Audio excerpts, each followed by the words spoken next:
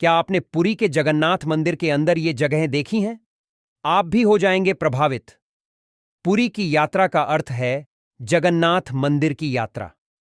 हिंदू मान्यता के अनुसार चार धामों में से एक पुरी का यह जगन्नाथ मंदिर भारत के सबसे पुराने मंदिरों में से एक है। यह मंदिर इतिहास, कला और रहस्य से भरा हुआ है। जब आप किसी विदेशी राज्य में किसी बंगाली का दूसरा घर कहते हैं, तो वाराणसी से भी पहले पुरी का ख्याल मन में आता है। दरअसल वाराणसी में बहुत सारे बंगाली रहते हैं, इसलिए कई लोग इस जगह को बंगालियों का दूसरा घर कहते हैं। पुरी अन्य राज्यों में बंगालियों का पसंदीदा पर्यटन स्थल है। पुरी का अनच कनच साल भर बंगाली पर्यटकों से भरा रहता है। जो लोग पुरी गए हैं वे अपने स्वयं के गवाह हैं, और पुरी की यात्रा का मतलब है जगन्नाथ मंदिर के दर्शन करना। हिंदू मान्यता के अनुसार चार धामों में से एक पुरी का यह जगन्नाथ मंदिर भारत के सबसे पुराने मंदिरों में से एक है। यह मंदिर इतिहास, कला और रहस्य से भरा हुआ है।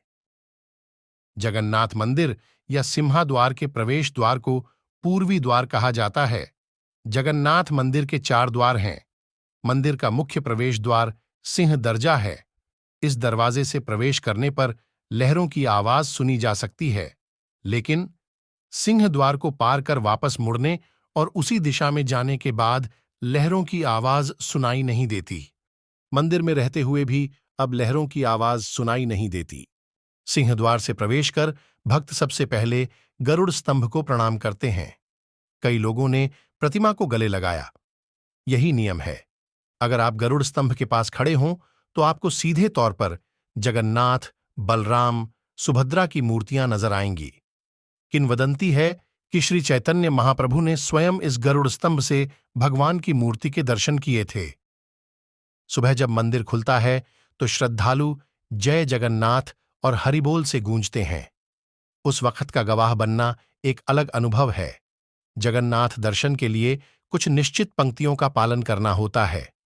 हालांकि मंदिर के अंदर शोर है, लेकिन कोई अव्यवस्था नहीं है।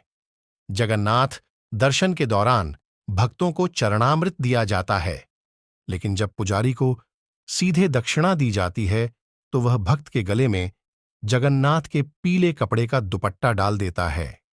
जिस स्थान पर रथ से पहले जगन्नाथ, बलराम और सुभद्रा स्नान करते हैं उसे स्नान बेदी कहा जाता है। इस स्नान के बाद भगवान बीमार पड़ गए और 15 दिनों तक रोग कक्ष में ही कैद रहे। इस दौरान जगन्नाथ दर्शन बंद रहते हैं। भगवान को स्वस्थ करने के लिए विशेष भोजन तैयार किया जाता है। उनके स्वस्थ होने के बाद रथ यात्रा शुरू हुई। जिस स्थान पर रथ से पहले जगन्नाथ, बलराम और सुभद्रा स्नान करते हैं उसे स्नान बेदी कहा जाता है। इस स्नान के बाद भगवान बीमार पड़ गए और 15 दिनों तक रोग कक्ष में ही कैद रहे। इस दौरान जगन्नाथ दर्शन बंद रहते हैं। भगवान को स्वस्थ करने के लिए विशेष भोजन तैयार किया जाता है। उनके स्वस्थ होने के बाद रथ यात्रा शुरू हुई। भूख लगने पर मंदिर के अंदर भोजन भी उपलब्ध है, और जब आनंद बाजार जाता है तो पेट पूजों का प्रदर्शन किया जाता है। आनंद बाजार स्नान वेदी के ठीक बगल में है। इस आनंद बाजार में जगन्नाथ का महाप्रसाद हमेशा उपलब्ध रहता है। यहाँ चावल, दालें, तरह तरह की सब्जियां, मिठाइयाँ, चटनी सब कुछ मिलता है। जगन्नाथ मंदिर की एक और दिलचस्प वस्तु कल्पभट्ट है। इसका दूसरा नाम इच्छा पूर्ति करने वाला वृक्ष भी है। यह एक प्राचीन बरगद का पेड़ है। यह वृक्ष अनादिकाल से अस्तित्व में है। यह भक्तों के लिए बहुत पवित्र वृक्ष है। किंवदंती के अनुसार यह वृक्ष भौतिक संसार के विनाश से बच जाता है।